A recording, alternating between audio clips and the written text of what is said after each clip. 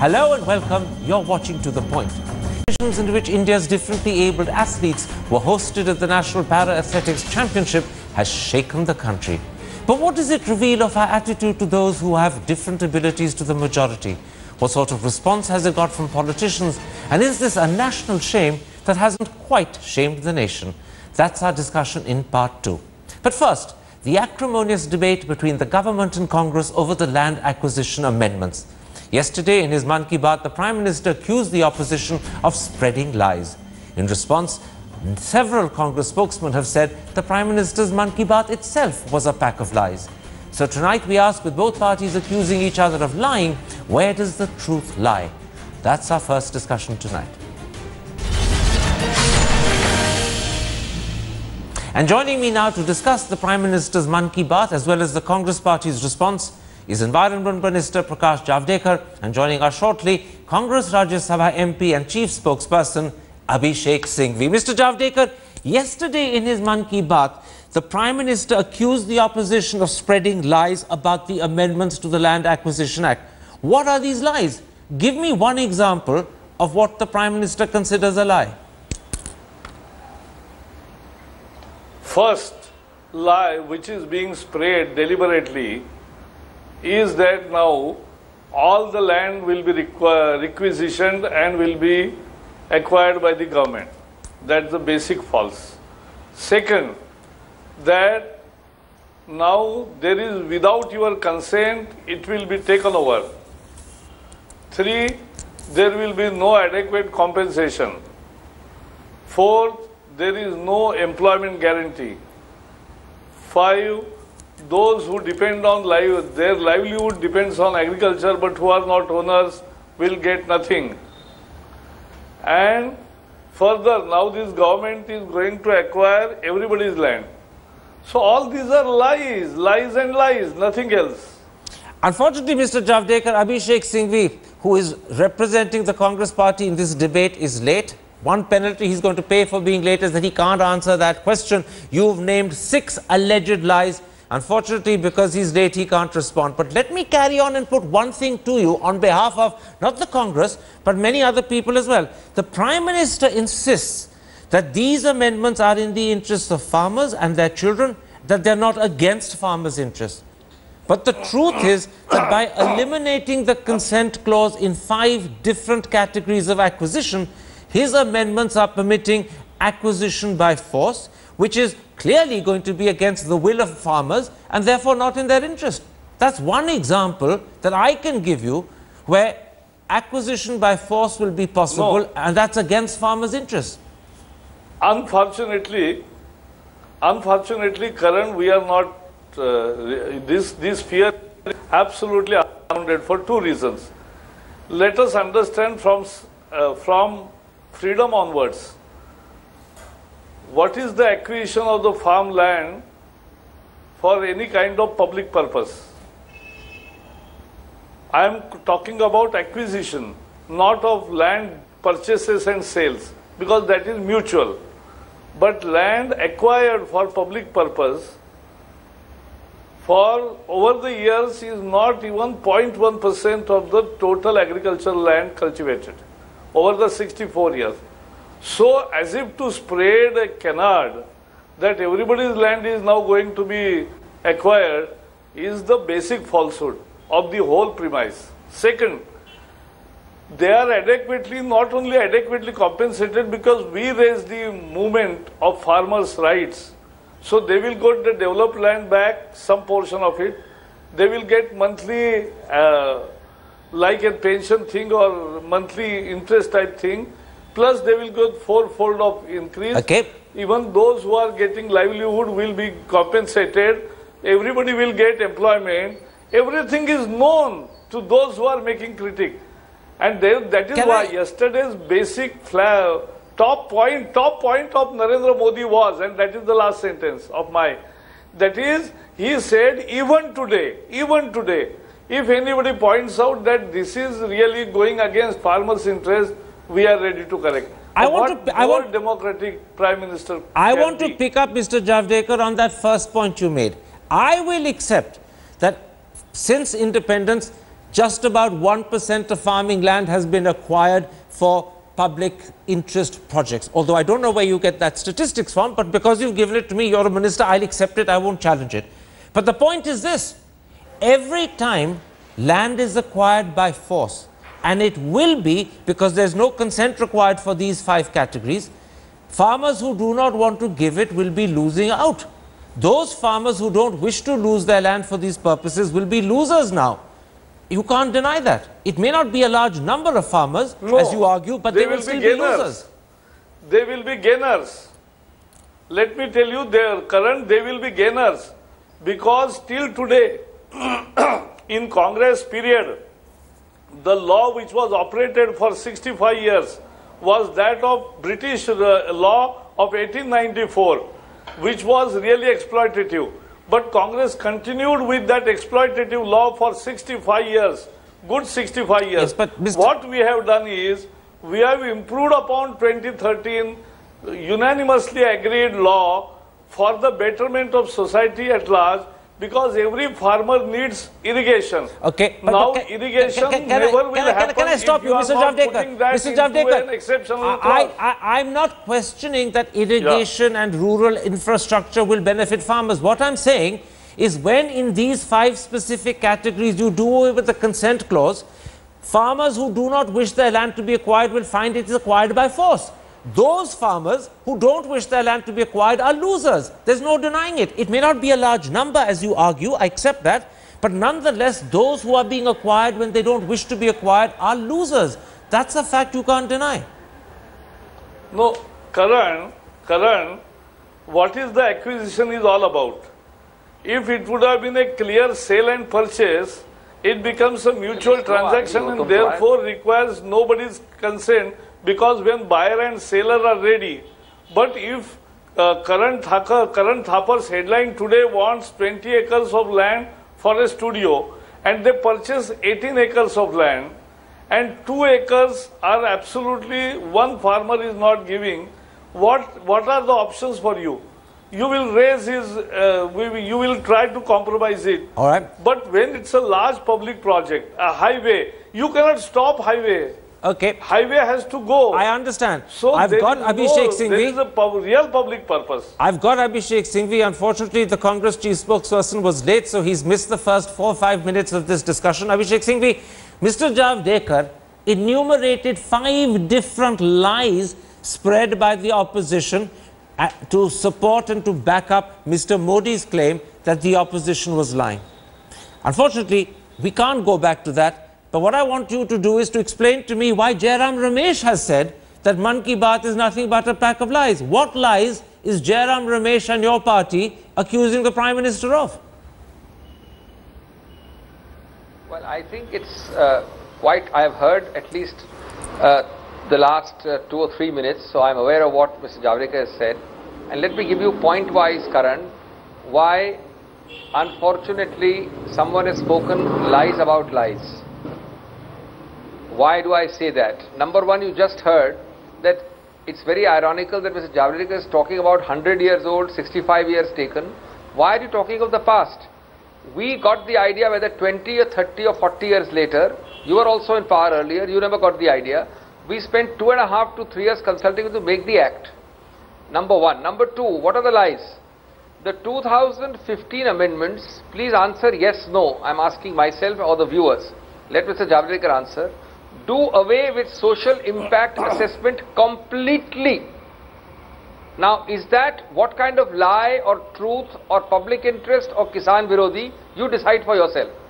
Number two, the 2015 amendments do away with the requirement of giving or getting written consents from farmers for a large number of projects which are specified where the exceptions follows the rule. Please, I'm giving you objective facts. It's very easy to give political rhetoric and to argue like from a pulpit. Is it true or not? If it is true, who is speaking a lie? I mean, it's supremely ironical that you have a Mann Ki Baat for a lie where you speak a lie about a lie. Can I interrupt at that point? About a non-existent can I interrupt lie. at that point? Non-existent lie. And just just 30 seconds more. 30 seconds more. I won't take long. The 2015 amendment allows for acquisition extending to 1 kilometer on both sides of the corridor. You know very well, Karan, what is 1 kilometer both sides? Does none of the exceptions follow the rule? Now I can go on, but what is the lie? Let me now interrupt. See, the question I asked you was this. Jairam Ramesh yesterday at your party's official press conference accused the Prime Minister's Mann Ki Baat of being nothing but a pack of lies.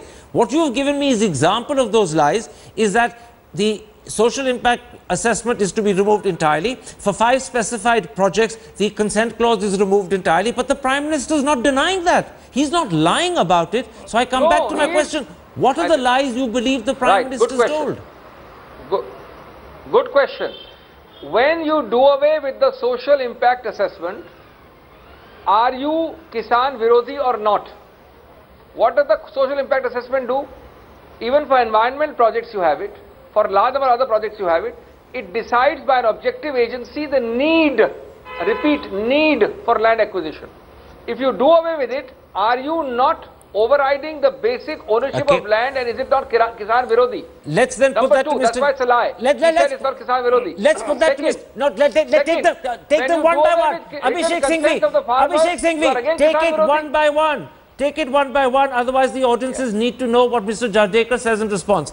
Mr. Javadekar, the point being made by Abhishek Singhvi is that when you do away with the social impact assessment requirement entirely, and secondly, when you eliminate the consent clause for 5 essential categories, which includes this industrial corridor, which is 1 mile broad on either side of a road or railway, you are, regardless of whether you admit it or not, lying when you say that this is not against farmers' interests. The mere fact you've done away with these 2 means it's against farmers' interests.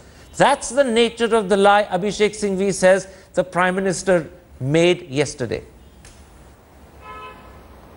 No, but there is no lie, because he said, yes, we have added 5 categories to the exempted categories of Congress of 13. So 13 is good, 18 is bad. That is the bad logic of Congress. 13, they kept it for not having consent clause, and now we have made only 18 because they are all rural infrastructure, affordable housing for poor, the irrigation, and these are defense. So these are the purposes for which these are added, because of the request of so many chief ministers. That is not lie. That is, we accept, and that we have done in the interest of the farmers. Okay, let me stop you. Let me stop you. Whether you want your children, he has not denied. They were saying 50 kilometers on both sides. He corrected them and said that that is lie. That is the lie spread by the Congress and their friends. What is real is 1 kilometer. And he said, if there are industries in your limited, in nearby your village, you will have your son engaged and employed in a nearby industry and will not go to Delhi or Mumbai to stay in slum. Mr. Javadekar, let me put your point to Abhishek Singhvi. This is how I want to put it, Abhishek Singhvi. There's no doubt that for 5 categories, the social impact assessment as well as the consent clause is eliminated. But the point is this: rural infrastructure, irrigation, PPP projects, and many would argue industry will actually benefit farmers in 2 very important ways. It will create jobs in the countryside, which means that there will be alternate employment for farmers and their children. And secondly, as a result, the dependence of one family on a small and diminishing patch of land will disappear. Those are 2 huge benefits. And that's where, in fact, farmers are looking for opportunities. Therefore, in this area, surely the amendments benefit farmers. No, Karan, that's not true. There are 2 very important points which actually hide more than they reveal. Point number 1, the so-called 5. This is completely distorting to suggest that we are objecting to 18 and not to 13. It's ridiculous. Have you seen those 5? Those 5 are deliberately so broadly worded that they swallow the whole rule. That's the answer. They don't benefit farmer because they swallow the whole rule, the whole safeguard. See, if you say industrial corridor without specifying, if you say PPP, now suppose I have a partnership with with any small company tomorrow. It includes everything, the whole universe. No, just a An moment. exception has Just a to be moment. narrowly. Abhishek Singh, it's possible. Abhishek Singh, it's possible that some of the companies that will come up in the industrial corridors may not be great employment generating companies. But that doesn't mean to say all of them or even most of them will be like that. The point I'm making is that infrastructure, irrigation, PPP projects and even industry generate jobs. Those jobs are what farmers are looking for their children. Secondly, they diminish the dependence of one family on a small plot of land. That's something else farmers want. How can you deny that? Let me answer. There are two fallacies in your argument. Firstly, the whole conception, philosophy of the Land Acquisition Act which we brought was to put a bigger obstacle against land acquisition as it existed earlier. There is no doubt that every project, why do you have environmental obstacles, Karan? You have hundreds of environmental obstacles, although every project where environment is an obstacle generates revenue, generates employment. So that's your motive. People, is your motive to put obstacles? Is your motive to put obstacles? Can I finish? Yes, obstacles in the public interest of farmers. You make obstacles in the public interest of environment. But just a moment. The whole idea was to change the philosophy. But the point I'm making is jobs are in the interest, not against the interest. No. You are again speaking more than I am. Let me answer your question. There is a whole conscious parliamentary intent to make acquisition more difficult with narrow exceptions. The philosophy has changed. You, before acquiring, must show a need. The need has to be established. Thereafter, you must acquire, for example, if I say nuclear, defense, it's a narrowly tailored exception. But when you say PPP, that is not an exception. Let me bring in Mr. Javadekar. Anybody can have a PPP. Mr. Javadekar has put his hand up. He wants to question the argument you're presenting. Mr. Javadekar, what you're hearing, and I'm repeating it for the audience, is that the sole primary intention of the original bill was to put obstacles in the way of land acquisition, to make it deliberately more difficult. Public interest obstacles. Public interest obstacles. Public interest obstacles. What the Congress is accusing you now of is removing those obstacles, and instead of making it more difficult for land to be acquired, they're saying you're making it easier for land to be acquired. And this is breaching and breaking the original intention. Karan, I don't agree to proposition of Abhishek Singhvi where he defines and presents a new definition that putting a speed breaker is the progress. I don't agree to such definition. And let me clear, I am Environment Minister. Environment assessment is not done away with. Environment assessment, impact assessment is continues. He was talking about social impact. He was talking about social impact. No, but he said about environment also. So environment impact assessment continues. We are not compromising on that. So 13 is small and 18 is too big. This is a worse logic. Can I put something to Mr. Javadekar? Yesterday, in his Mann Ki Baat, the Prime Minister went out of his way to say that the amendments will not benefit industry. The first point he made was that they will benefit farmers. The second point was they won't benefit industry. But I put it to you that when you eliminate the consent clause as well as the social impact assessment requirement for land acquired in industrial corridors, even though I accept that those industrial corridors are now very narrow, that is a clear benefit directly in the first instance to industry. So clearly there the Prime Minister is wrong. Industry benefits first in the industrial corridors. It's only secondly that jobs created benefit farmers. It's a win-win situation for all. When industry starts, state gains through taxes. Employment increases in Hyberland and in nearby villages. Then industrialist definitely gets profit. But basically the whole economic activity of the nearby villages goes up. Okay. That's the solid truth. That's how GDP grows. You are not in the business of distribution of poverty. You want to create wealth. You can't create wealth on moon. You can't create wealth in air. Everything is not like spectrum. Absolutely. So you have to do it on ground. And he said that we are mapping the barren land first. So first preference will be barren land. Agricultural land will be the next preference and not the first preference. Abhishek Singhvi, I want to pick up on something you said. that the core primary intention of the original land acquisition bill was to make it more difficult to acquire land. Your words were to create obstacles. You said that there were obstacles in the public interest, but to create obstacles. That philosophy itself deeply worries people. It's one thing if you make land acquisition difficult because you increase the price so that the remuneration for farmers goes up. That's acceptable. But when you make it more difficult in terms of the process, in terms of the procedures, then you actually are giving a huge disincentive to industry, and what you're doing as a result is diminishing the possibility of jobs, diminishing the possibility of farmers being able to leave their land and go elsewhere and lead a proper, happy life. That's a Luddite attitude, I would say, or many people would say. Well, it's taken you exactly a minute and a half to ask the question. Allow me equal time to answer. Or if you leave the semantics aside, Karan, all public interest activity is about creating, inverted commas, obstacles. They're not obstacles at all. They are putting a higher premium than previously existed on the owner and the farmer. Let me give you an example. We just keep on using the word social impact assessment. What is it actually?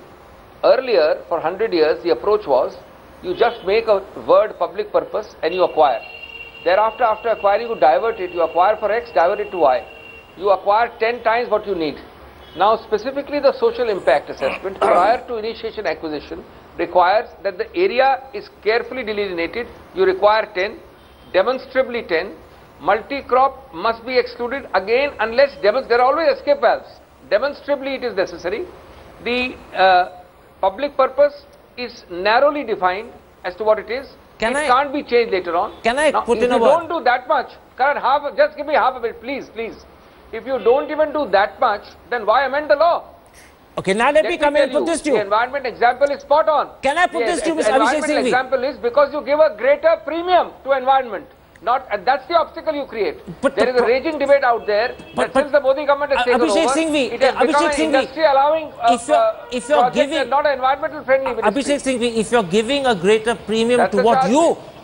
Let me ask this. If you're giving a greater premium to what you and your party define as farmers' interests, others will quarrel with that definition, but let's accept it, and you're giving a greater premium to that over industry, then you're giving a real thumbs down to industry, to job creation. And remember, jobs at the end of the day for the 66% of the country who depend upon farming, which is just 16% of the economy, have to come from outside farming. If they have to come from industry, they have to come from manufacturing. You're killing the future, aren't you? That's the danger. Karan, taken to its logical conclusion, what you have just said would mean that we had first of all no need for amendment.